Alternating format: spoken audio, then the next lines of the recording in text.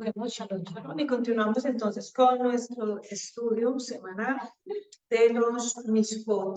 Recordemos entonces que ya hemos tenido dos clases anteriores.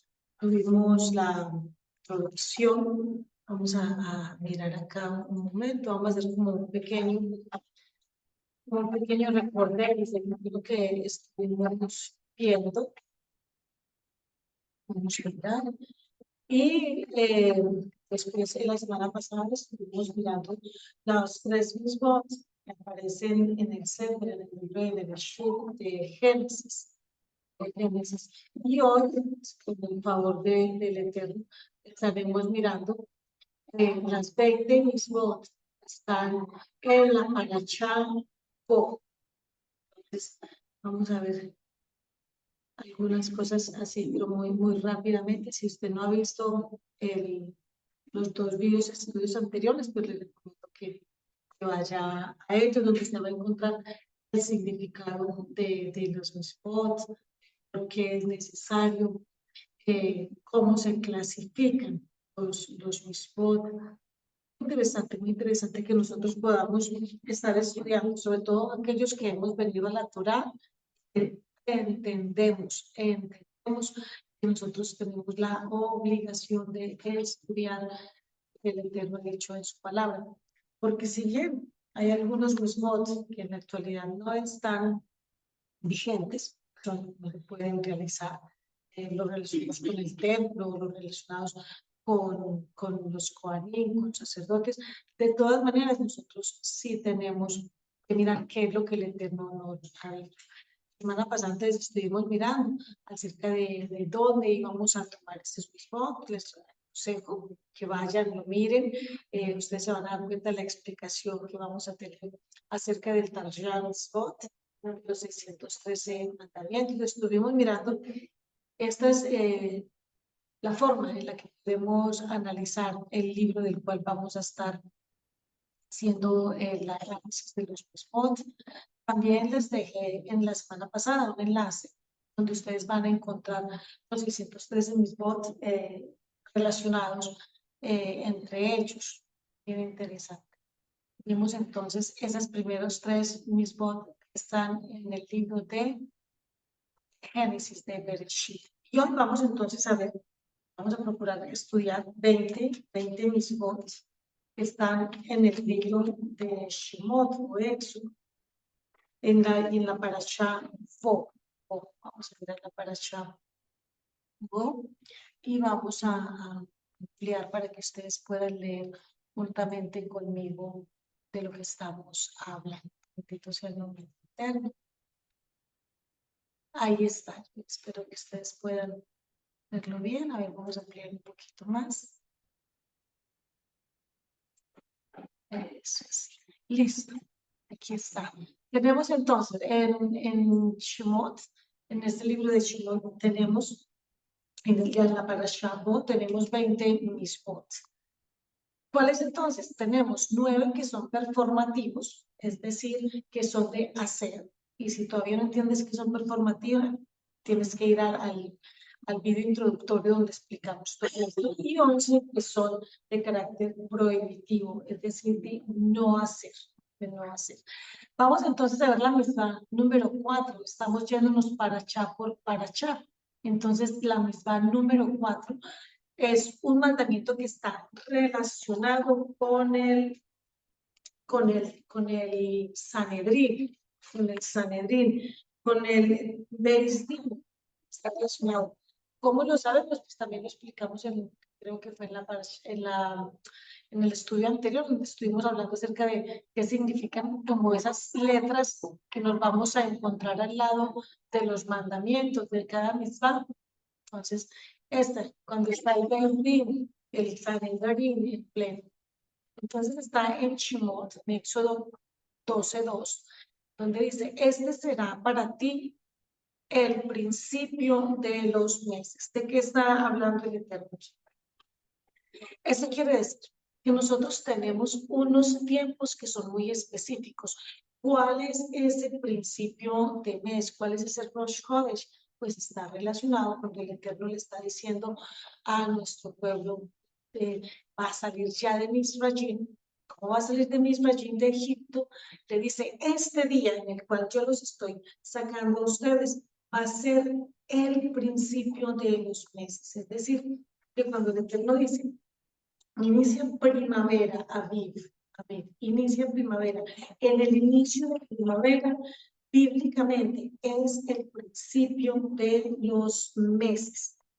¿Qué nos dice entonces en este libro que estamos leyendo?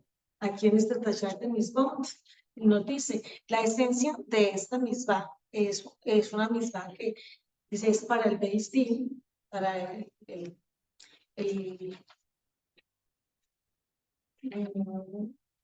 para la corte rabínica, es una misma para, claro que no solo, o sea, ellos son los que van a determinar ese tiempo, pero lo determinan porque ellos son los que dicen con toda autoridad, bueno, en este momento empieza. ¿Por qué? Porque ellos eran los que sabían cuándo se avistaba la luna nueva, cuándo, en fin, todo. Entonces, es una amistad para el Beis Din santificar cada nuevo mes y establecer las fechas de todos los Yomim, o sea, de todos los días, los buenos días, de acuerdo con esta santificación. Hay que tener en cuenta que si bien esto es un estudio hecho por los hermanos Yehudí, pues de todas maneras hay que entender que no solamente es el Beis Din quien puede determinarlo, porque esta misma no fue dada para que ellos dijeran si sí o si no, sino para que todos nosotros, todo el pueblo supiera cuándo era el principio del mes. El Beis Din anunciaría, esto fue lo que se hizo durante muchos años, anunciaría y declararía el nuevo mes basado en el testimonio de dos testigos confiables que dijeron que habían visto la luna en su reaparición. Solo después que el Beis Din examinó cuidadosamente a los dos testigos para examinar la confiabilidad de su testimonio, el Beis Din declararía: este día es santificado. Si los testigos aparecieron el día 30 del mes anterior, ese día se declaró Rosh Hodesh, pero si no llegaban testigos el día 30, Rosh Hodesh se declararía automáticamente el día 31. ¿Qué está diciendo? ¿Qué está diciendo? Es que todos los meses del año en el calendario hebreo pueden ser de 29, de 30 o de 31 días. Todos los meses. ¿Por qué? Porque es posible que se tuviera este avistamiento, o sea, que pudieran los testigos de forma presencial, a sus ojos, sin necesidad de utilizar ningún aparato, instrumento de medición, no. Simplemente ellos podían decir, lo hemos visto, tenían que ser testigos confiables. ¿Cuándo lo vieron? Ah, bueno, entonces nos dimos cuenta que era ese Rosh Hodesh el día 29, era ese Rosh Hodesh el 30 o era ese Rosh Hodesh el 31, pero nunca podía pasarse del 31. Es decir, que si una persona decía, ya es el día 30, que es el día 31 de este mes, y no se ve el avistamiento, de todas maneras, ese 31 se declaraba como que era un Rosh Hodesh. Bueno, solo un Beis Din que consiste en rabinos debidamente ordenados, autorizados, o sea, un Beis Din con unos rabinos que no están debidamente autorizados, pues no es un Beis Din. Con autoridad para juzgar en Israel, es decir, en la tierra de Israel. No sirve que se haga un análisis desde cualquier otro lugar, hay que estar en la tierra de Israel. Ellos tenían el poder de santificar la luna nueva. Por lo tanto, cuando Gilel Ganossi segundo, quien fue uno de los últimos sabios en ser conferido con ordenación, se dio cuenta de que la existencia misma del Sanedrín estaba en grave peligro debido a las severas persecuciones a lo que los gobiernos de los gentiles sometían a los judíos, abolió tal santificación. ¿De qué estamos hablando aquí? O cual santificación como kadosh, como separación. ¿De qué estamos hablando? Estamos diciendo que hubo un momento en el cual, cuando llega el gobierno ya no de personas que estaban en Torah, que estaban en pacto con el Eterno, sino que llegan personas paganas al gobierno, ellos empiezan a cambiar las normas, a decir, según ellos, cuál debía ser la manera en la cual Israel tenía que mirar su calendario. En ese orden de ideas, Gilel, ¿qué hace? Él dice, no, no vamos a guiarnos por lo que digan los dos testigos, porque hay testigos que pueden ser testigos falsos, testigos que son comprados, y de hecho ahí está la historia de personas a las cuales se les pagaron para que dieran un testimonio errado, un testimonio falso. ¿Eso en qué nos afecta? Nos afecta en las fiestas, en las Moedim, que las Moedim no se van a celebrar de la misma manera. Sí, los testigos son falsos, sí, los tiempos no son los estipulados. Por eso cuando Yeshua habla de que nosotros conocemos los tiempos, él se estaba refiriendo a que nosotros tenemos en la palabra, en la Torá, la forma correcta de saber cuáles son esos tiempos, cuáles son esos tiempos. Entonces, ¿qué dijo el rabino Hillel Anoshi? Él dijo, bueno, no, de aquí en adelante no va a ser entonces simplemente por testigos, sino que vamos a hacer que se vean ya o que se midan los tiempos en unos cálculos, un cálculo matemático que fuera muy exacto. ¿Eso qué creó? Eso creó algo que no existe realmente en la Torá y es un mes adicional en los años bisiestos. Es decir, que nosotros en vez de tener 12 meses y terminar en el mes 12 de Adar, normal como siempre, cada 4 años en Israel se tiene un 13º mes, que es el mes de Adar 2. Eso no existe, eso no está en la palabra.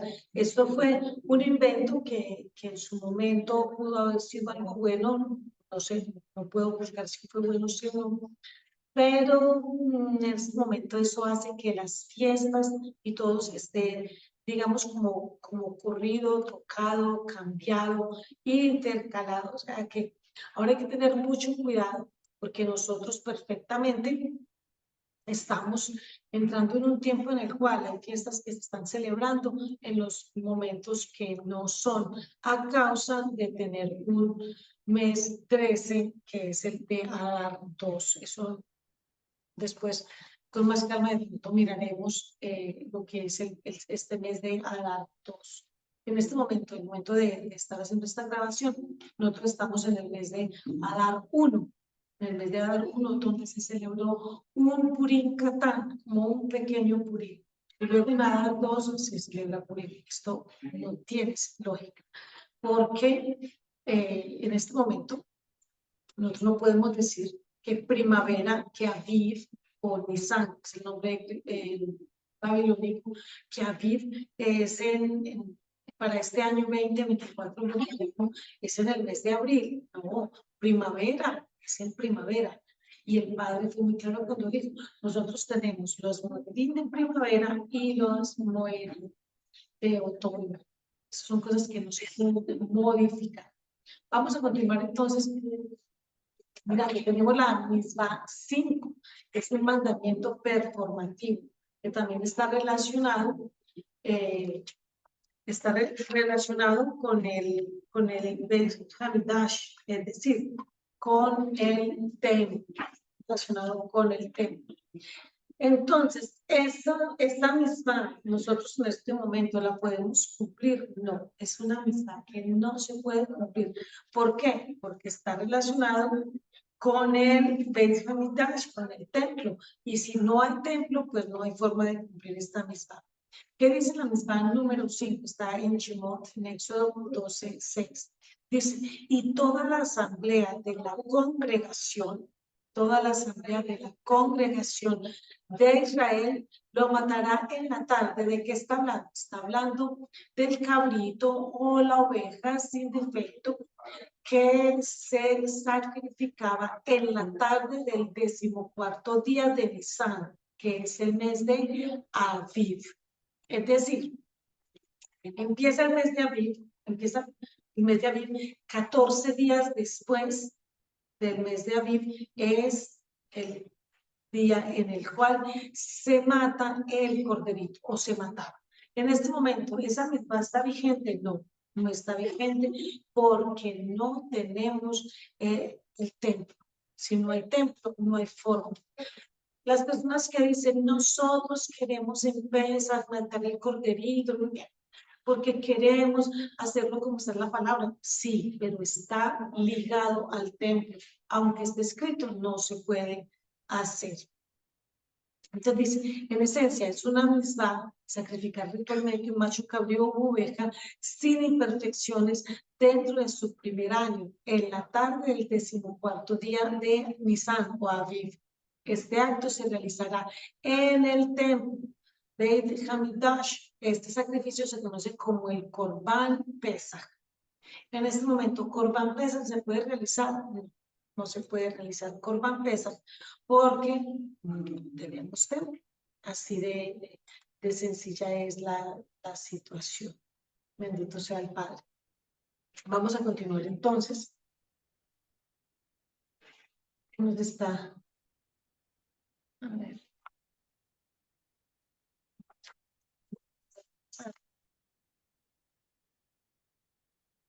Continuemos entonces. Veamos qué nos dice acerca de la parte legal de esta misma. A ver, creo que le puse mucho. Permítanme un momento. Vamos a, es así. Vamos a mirar entonces. ¿Qué nos dice la ley con respecto a esta misma? El animal debe ser vigilado cuidadosamente, meticulosamente, dentro de los 4 días que transcurren desde que se compra hasta que era sacrificado, para que no se contamine. Son 4 días en los cuales la persona tenía que convivir con el animalito, tenía que tenerlo allí con él y sacrificarlo. Si todos tenemos en cuenta la historia que está relatada en el Éxodo, cómo nuestro pueblo en Shemot, cómo nuestro pueblo sale de Misrachim, pues vamos a recordar que ellos tomaron un cabrito, una ovejita de 1 año sin defecto, la tuvieron allí por 4 días y luego en el 14º día se sacrificó. Y ellos estuvieron pendientes de él. El animal debe ser sacrificado en la explanada del templo. Cuando estaban en Israel, pues obviamente no se podía hacer en la explanada del templo porque ese fue el primer Pesach. Pero después de eso tenía que ser en el Beit Hamikdash. Eso ya no existe, no se puede hacer, no hay explanada del templo, no hay lugar para hacerlo. El Corban Pesach se sacrifica en 3 grupos. Cuando entró el primer grupo y se llenó la explanada, se cerraron las puertas del Beit Hamikdash. Después de que el Corban Pesach fuera sacrificado, su sangre se roció sobre la base del altar. Las entrañas y la grasa se colocaron en una pira sobre el altar para ser consumidas en el fuego. O sea, era un sacrificio, un Corban Olá, un sacrificio elevado del todo quemado. Cuando el primer grupo se fue, entró el segundo grupo, y cuando el segundo grupo se fue, entró el tercer grupo. Cada grupo realizó la ceremonia de la misma manera. Durante cada ceremonia, los Leví cantaron el jaleo. Luego, cada celebrante regresó a su hogar, a ese lugar temporal dentro de Jerusalén, porque recordemos que Pesach es una ceremonia de ascenso a Jerusalén con el resto del animal para participar esa noche. ¿Para participar quiénes? Sus familias y sus amigos. Es decir, ellos se llevaban al templo, se hacía el sacrificio, se hacían las oraciones, pero luego se comían en sus casas. Nosotros obviamente no requerimos de hacer dicho sacrificio, porque el Yeshua para nosotros es el sacrificio perfecto, perfecto. Él es el cordero inmolado, es el cordero de Pesach. La perspectiva, el propósito de esta misma es que el pueblo de Israel siempre recuerde los grandes milagros que Hashem hizo por ellos cuando fuimos redimidos de Misrachim, de Egipto. Nosotros debemos de seguir celebrando Pesach, pero ya sin el Cordero, ya no de la misma manera. Seguimos con quienes, con nuestras familias y con nuestros amigos. Ya no podemos subir al templo, no existe, no se puede hacer ese tipo de sacrificios. El Corban Pesach fue la única excepción a la regla de que no se puede ofrecer sacrificio en cualquier tipo después del holocausto diario de la tarde. Este sacrificio fue llamado Corban Pesach, que significa pasar. Porque cuando recordamos, cuando el Eterno manda a su ángel para que destruya a los primogénitos, ¿qué sucede? Él pasa, él hace ese pesa, él pasa por alto, pasa por alto. En español pesa no, o Pascua no suena como muy claro, pero en inglés es Passover, saltar, pasarlo por alto, porque significaba que Hashem pasaría por encima de todas las casas nuestras en la sección de Goshen, cuando el pueblo estaba aún en Egipto, en Misrachim. Y al ver la sangre en los dinteles y los postes de las puertas, salvaría a los primogénitos, para que no murieran los primogénitos de Israel, sino solamente los de Egipto o aquellos, siendo del pueblo, no quisieron cumplir con los mandatos que el Eterno había dado. Así entonces el pueblo de Israel salvó a todos sus primogénitos de ser heridos y de ser muertos. Bendito sea el nombre de nuestro Adón. Por cierto, la sangre manchada en los dos postes de las puertas y los dinteles se parecería a la letra Het, a la letra Het, que significa vida, ¿cierto? Significa vida, bendito sea el nombre del Eterno. Como se mencionó anteriormente en la amistad, si uno ignora deliberadamente la amistad de Pesach sin tener una buena razón, entonces, porque una persona dice, yo estoy ritualmente impuro, no puedo, no sé, pero si no tiene una buena razón para no celebrar Pesach, el puede empieza de nuevo. Mira, imagínate, el no celebrar Pesach trae consigo el coréis, es la palabra frío, trae consigo una muerte prematura. Vamos entonces a la misma número 6. Es un mandamiento performativo, es decir, es un mandamiento de hacer. Es un mandamiento de hacer que está relacionado con el Beit HaMikdash también, es decir, que es el que no se puede realizar, no se puede realizar. ¿Cuál era esa misma? Era y comerán la carne en esa noche. Bueno, cuando se estaba en Egipto, en Israel, obviamente todos comieron porque la misma estaba ahí. Ya hay que hacer esto y salir. Durante el tiempo que estuvo el Beit HaMikdash construido, el templo, también se hacía. Pero ahora no se puede, no se puede. Por tanto, esta es una misma que no se puede realizar en este momento. Para que entonces la mencionamos y no se puede realizar, para que cuando nosotros estemos celebrando Pesach, y de pronto ustedes van a algún lugar donde ven que están haciendo una celebración de cordero y van a matar un cordero, ustedes sepan, ellos no están haciendo conforme a la palabra. No, es que nosotros queremos matar el cordero de Pesach. Eso no se puede hacer. En esencia, es una misma comer la carne del Corban Pesach en la noche del 15 de Nisan o Aviv. Las leyes. El Corban Pesach tenía que comerse junto con matzá y hierbas amargas. Matzá y hierbas amargas se puede, porque no se puede y se deben comer en este momento como un recordatorio, como un edota, pero no como que se está comiendo con el Corban Pesach exactamente. El Corban Pesach debía comerse después de la comida para indicar que no formaba parte de la comida para satisfacer el hambre. El Corban Pesach se puede comer en cualquier momento durante la noche del 15 de abril. Sin embargo, nuestros sabios fijaron una fecha límite a la medianoche para asegurarse de que la ofrenda se consumiera por completo antes del amanecer. ¿Y por qué? Porque así el Eterno lo estipuló. El Eterno estipuló que nada de esa comida que comía hasta el día siguiente. Perspectivas. Hoy en día, después de la destrucción del Beit HaMikdash, el templo, comemos el aficomen en la noche del Seder, en recuerdo del Corban Pesach. Por lo tanto, el afikomen se come después de la comida y preferiblemente antes de la medianoche, como fue el caso del propio Corban Pesa. Al hacerlo, bueno, vamos a tomar, cerramos, y está muy bien. Entonces, miremos.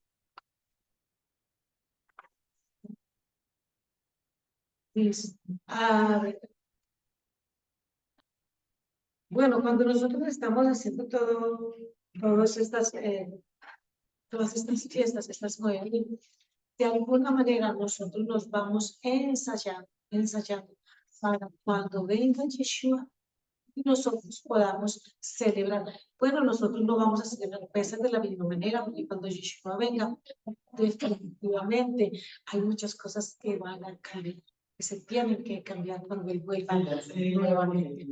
Tenemos entonces la misma número 7, que también es un mandamiento prohibitivo, es decir, es un mandamiento que no se puede realizar. Si se realiza, entonces se transgrede esa misma.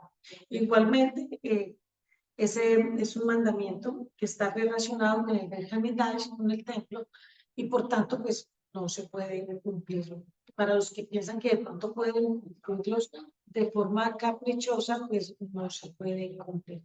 ¿Cuál es esa misma en cuanto al Corban Pesa, al cordero? No comer de él crudo o poco asado o 2 cuartos o 3 cuartos, no, ni hervido en agua, sino asado al fuego. Esta misma tiene una connotación histórica muy interesante.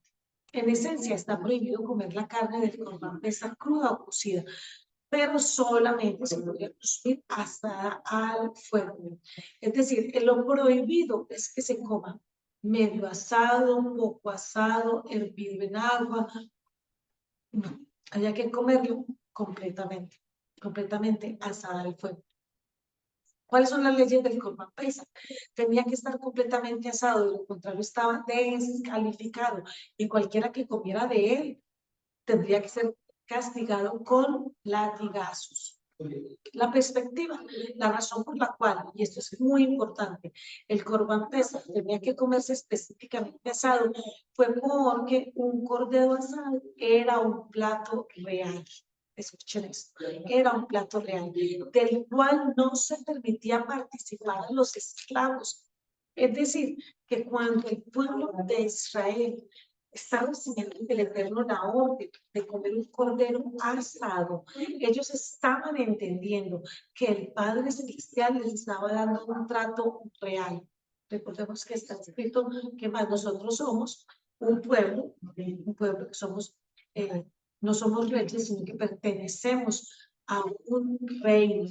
Nosotros somos un pueblo que pertenecía a un reino en el cual el reino es Yeshua. Y ese reino estará en el milenio reinando. ¿Desde dónde?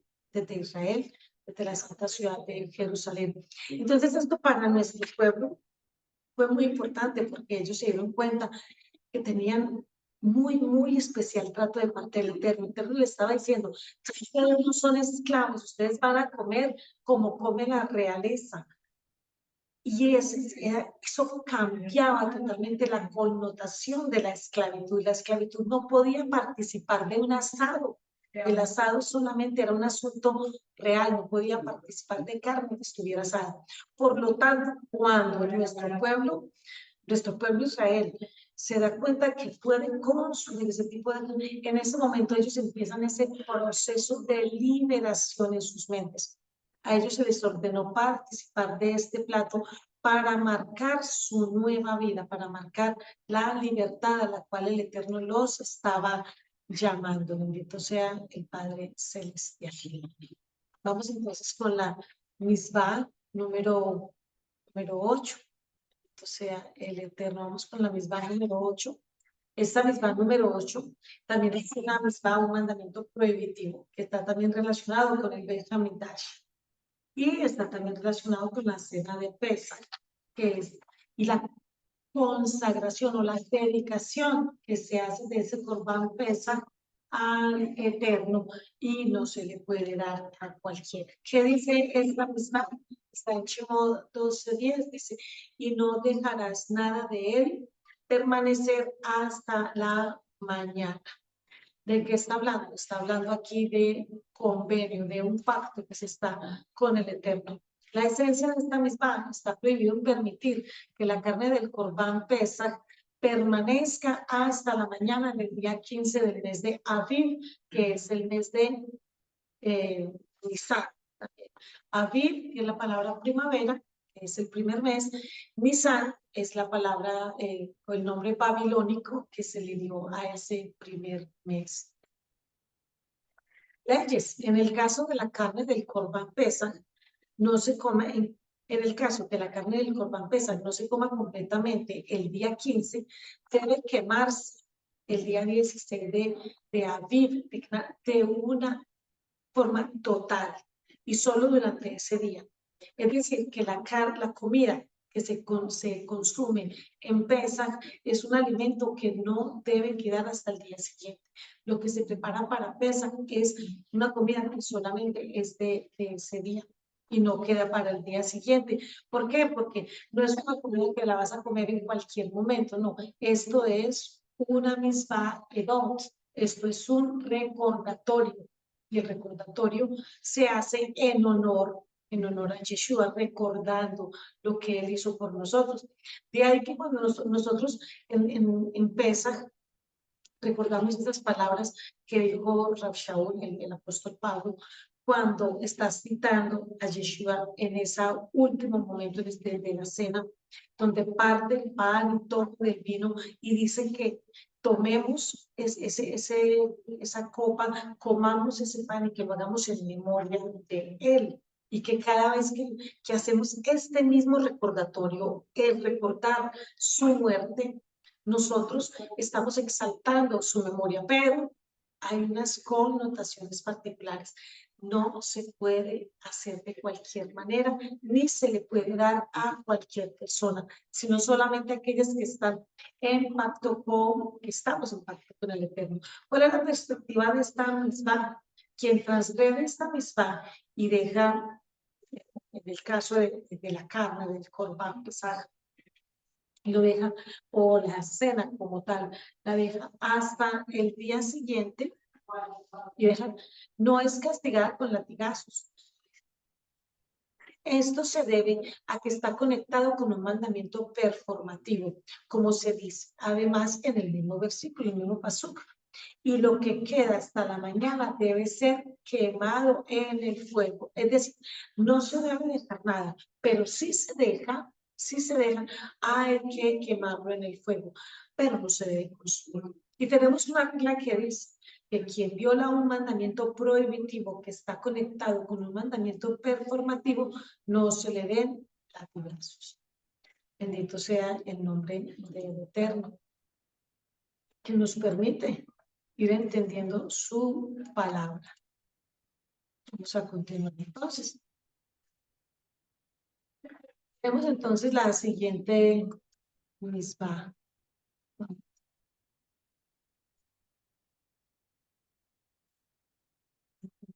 a hacerlo un poco más pequeño para que podamos leerlo todos. Listo. Está muy bien. Tenemos la misma número 9. Es un mandamiento o una misma performativa. O sea, de hacer. Lo encontramos en Shemot, en Éxodo 12:15. Dice, pero el primer día debes limpiar tus hogares de levadura. Cuando vamos al texto y lo miramos, ¿de qué está hablando? Está diciendo que cuando nosotros nos vamos a entrar a las moedín, a la moeda, a la fiesta de Pesaj, nosotros tenemos que asegurarnos que en los hogares no haya levadura. Recordemos que explicamos en la clase anterior que dentro del libro que estamos leyendo, este Tarshat Mitzvot, cuando encontramos un asterisco, entonces está la misma y este asterisco, y yo lo resalté aquí en este color como medio rojo, es porque es un mandamiento, una misma que está vigente. ¿Cuál es ese? Y porque no está relacionado con el templo, sino con nuestros hogares. ¿Cuál es esta misma? La misma mandamiento es limpiar nuestros hogares de levadura. Limpiar los hogares de levadura de manera física es una connotación de lo que está allí en el interior de cada uno de nosotros. ¿Cuál es la esencia de esta misma? Estamos obligados a quitar toda la levadura, y levadura en hebreos dice hametz, toda la levadura de nuestras posesiones en el 14º día de Nisan o del mes Aviv, es el nombre que encontramos en la palabra. De acuerdo con la Torá, es suficiente anular cualquier hametz que permanezca en nuestra posesión y considerarlo tan sin valor como el polvo de la tierra. Nuestros sabios, sin embargo, nos establecieron la obligación de buscar físicamente y eliminar todo hametz a la luz de una vela en la víspera del 14º día de Aviv. Después de la búsqueda, se hace una declaración oral de Kol Hamarim. O sea, podemos decir que todo ha sido quitado, que no hay hametz, mediante la cual todos renuncian a la propiedad de cualquier hametz que pueda haber permanecido en su poder sin descubrir.